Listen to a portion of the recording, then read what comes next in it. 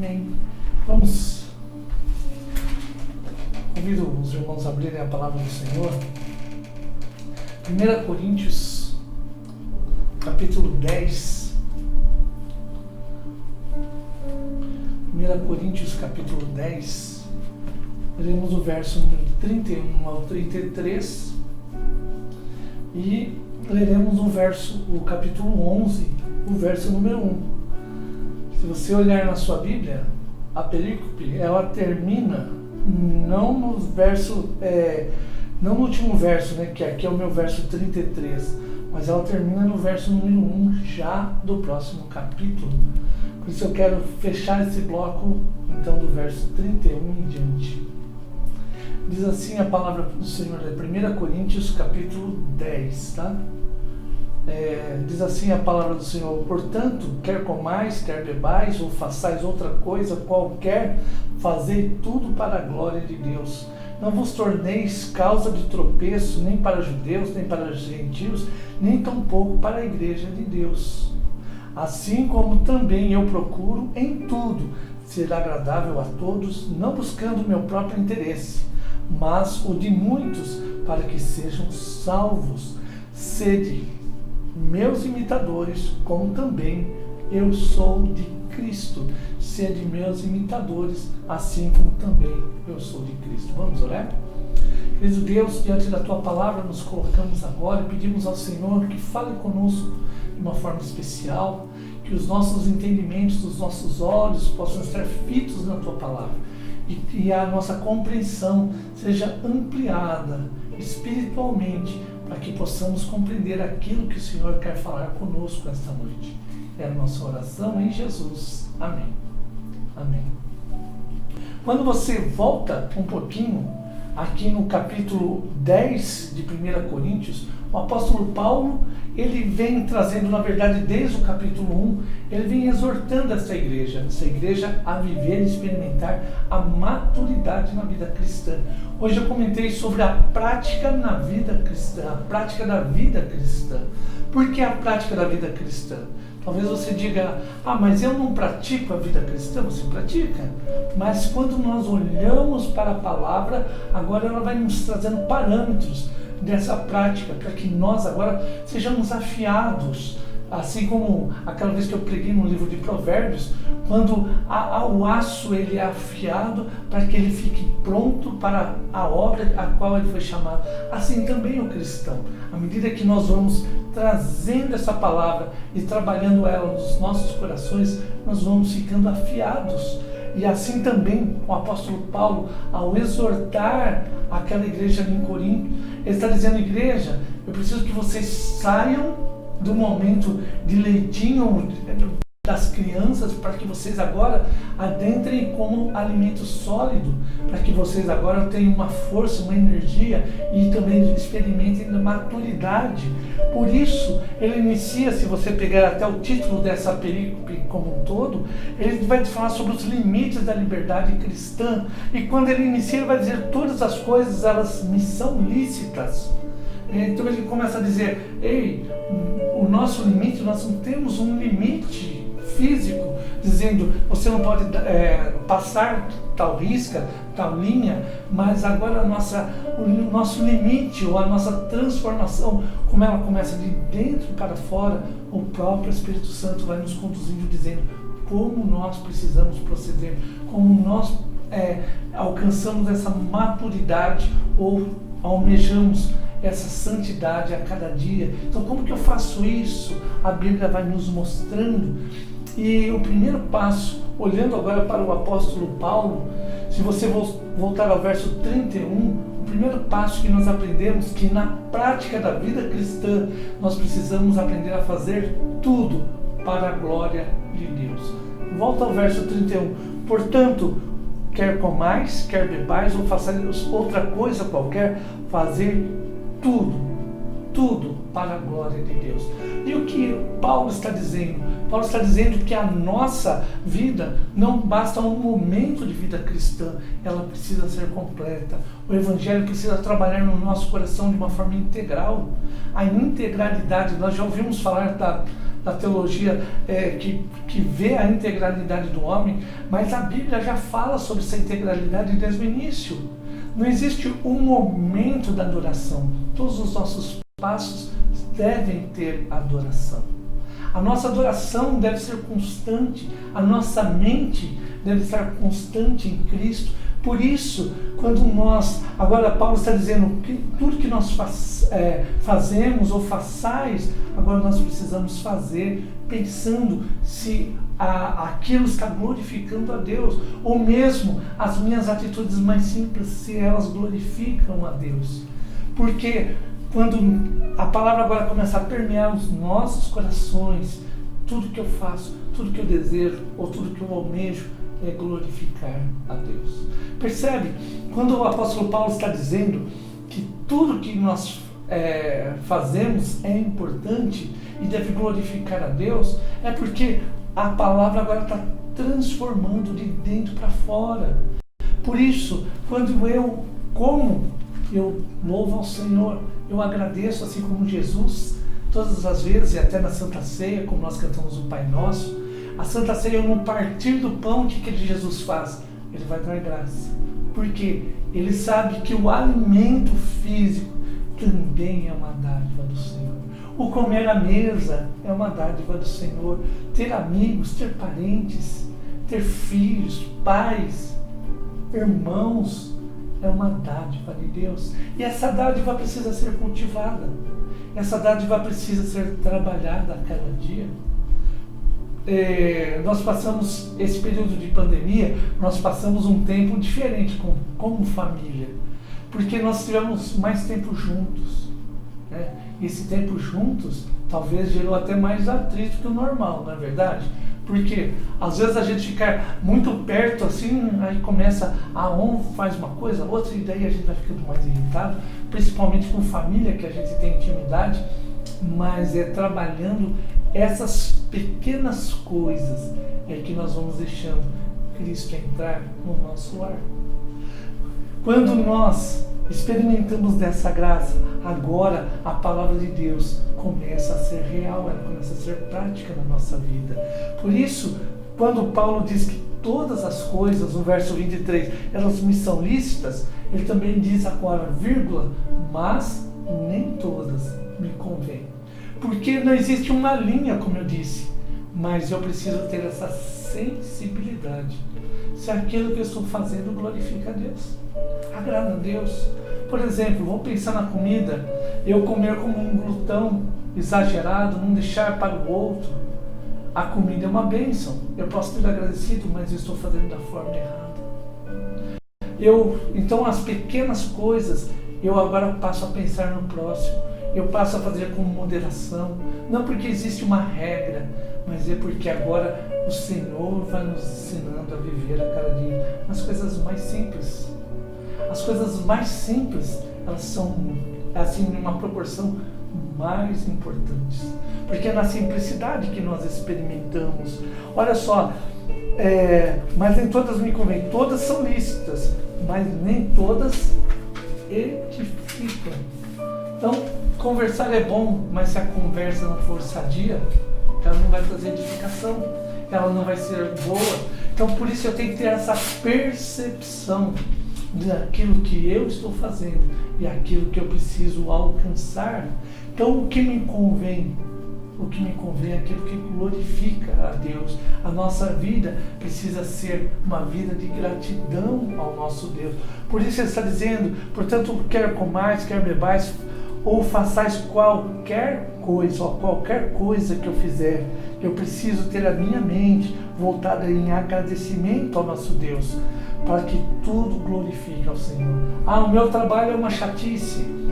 Trabalhar realmente, muitas vezes é difícil, mas até o meu trabalho eu posso glorificar a Deus e dizer obrigado, Pai, porque mesmo que ele seja duro, o meu patrão às vezes seja cruel, mas eu ainda glorifico ao Senhor pelo meu patrão, pela oportunidade. E também começo a interceder agora por aquelas pessoas que muitas vezes nos maltratam, ou oportunidades que aparecem para a gente ser bênção na vida do nosso próximo. Por isso, nesse primeiro momento, o primeiro ensino de Paulo é: fazer tudo para a glória de Deus, que Deus seja glorificado na sua vida através das coisas simples. Segundo, seja você e eu, vou me incluir aqui, sejamos um exemplo positivo. O que é um exemplo positivo? Olha o verso 32. Não vos tornei causa de tropeço. Então, ele está dizendo, não vos tornei, ou seja, pense de uma forma diferente. Mude a sua mente. Então, não vos tornei causa de tropeço nem para judeus, nem para gentios, nem tampouco para a igreja de Deus. Então, ao invés de eu criar um senso crítico destrutivo, eu vou criar um senso crítico positivo. Eu vou buscar coisas que edificam e abençoam a igreja. Quando nós fazemos isso, o nosso testemunho começa a falar mais alto. O nosso testemunho começa a impactar as pessoas de uma forma positiva. Por isso, o cristão deve ser um exemplo positivo em todas as suas ações. Não dar oportunidade para o nome de Cristo ser difamado, ou o nome de Cristo ser colocado em xeque. Muitas vezes as pessoas dizem, mas você vai à igreja, mas não adianta nada. Por quê? Na igreja você é uma coisa, fora você é outra. Talvez seja um momento de repensar. Será que eu tenho sido diferente? Ou será que eu sou a mesma pessoa em casa, na escola, no trabalho, na igreja? Ou o que o Senhor quer trabalhar na minha vida? Lembra, nós estamos falando sobre a prática.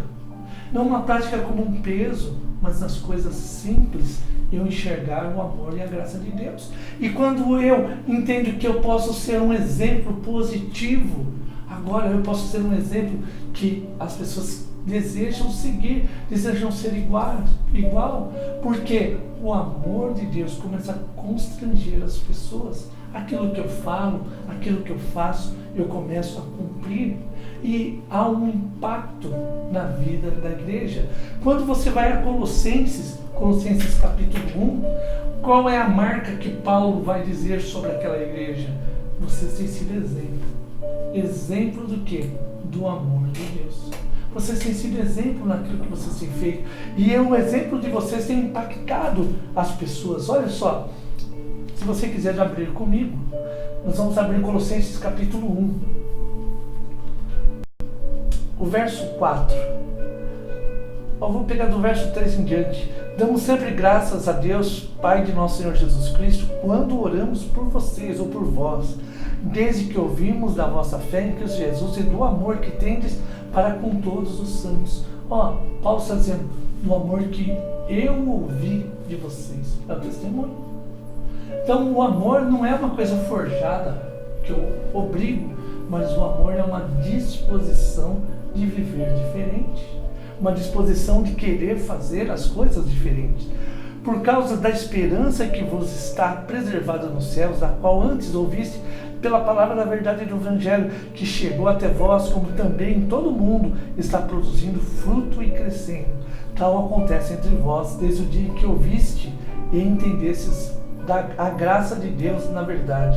Então, o que aconteceu? Eles começaram a ser transformados. E a igreja começou a impactar onde ela estava plantada, porque as pessoas começaram a ver um testemunho de vida diferente. Os ídolos foram abandonados, a forma de viver estava sendo abandonada e estava se agora impactando as outras pessoas. O testemunho não fala sobre o que eles estão dizendo, mas sem dizer uma palavra.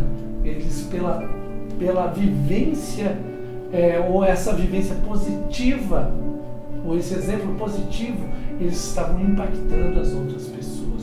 Por isso, quando Paulo fala que esse exemplo ele é importante, ele fala porque a prática da palavra de Deus, ela começa quando eu tenho a consciência, ou seja, eu faço tudo para a glória de Deus, e depois eu começo a praticar essa verdade no meu cotidiano.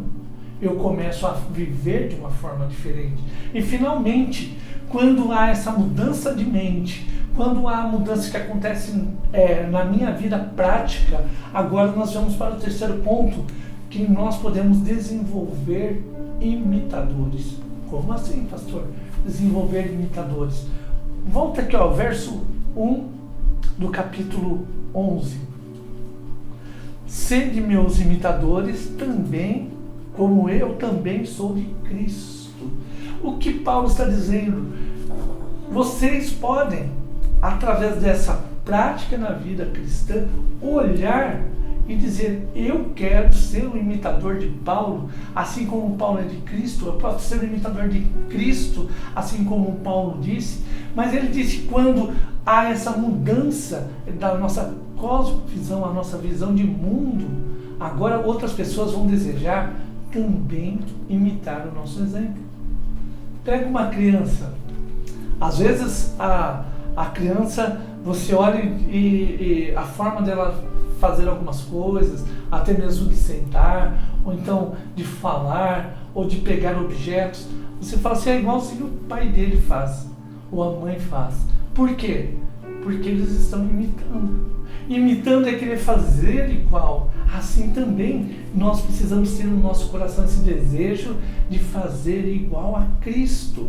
Porque Paulo está dizendo assim: o exemplo de Cristo, e para vocês é uma abstração longe, olha para o meu desenho físico, olha para o desenho que está perto de vocês, me imitem, porque eu estou imitando a Cristo. E quando vocês me imitam e começam a viver e praticar a verdade, assim outras pessoas vão desejar viver a verdade, porque você assim faz. Se, por exemplo, você é uma pessoa de oração, de leitura da palavra, as pessoas que desejarem ser igual a você, elas vão querer ler a palavra, elas vão querer ser de oração também, porque elas vão ver em você um homem e uma mulher de Cristo. Quanto mais você se parece com esse amor, com a vontade de Deus, as pessoas agora vão desejar mais ser como você. E você pode ser um instrumento de Deus. Eu não estou dizendo que as pessoas vão confiar que é você quem faz. Não, mas através das nossas atitudes, nós podemos levar pessoas a Cristo. E as pessoas vão dizer: mas como você resolve tal coisa? Digo: às vezes eu resolvo orando, que eu não sei a resposta, mas Deus nos dá a resposta no tempo dele. Por isso que a prática da vida cristã é um relacionamento com Deus, um relacionamento de intimidade. E quando eu me sento para orar, quando eu abro a palavra, Deus começa agora a me envolver e começa a falar ao meu coração. Ele começa a dizer: ei, mesmo que você não entenda o que eu estou fazendo, deixa eu te conduzir. Mesmo que você esteja preocupado, eu quero dizer: você está preocupado à toa, porque eu já te falei na minha palavra que é para você descansar em mim.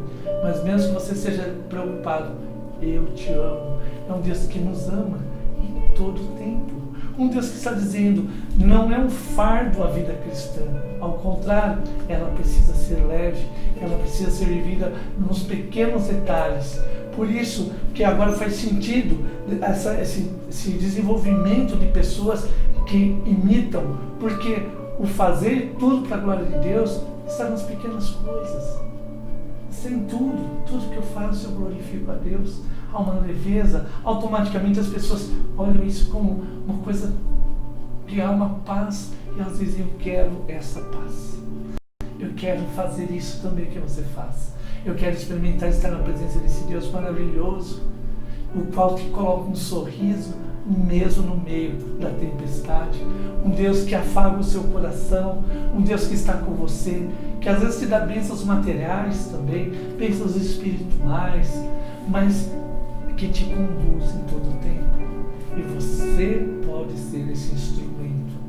Hoje à tarde, após o almoço, eu estava lendo uma matéria, e essa matéria falava sobre assim, uma decadência do Evangelho.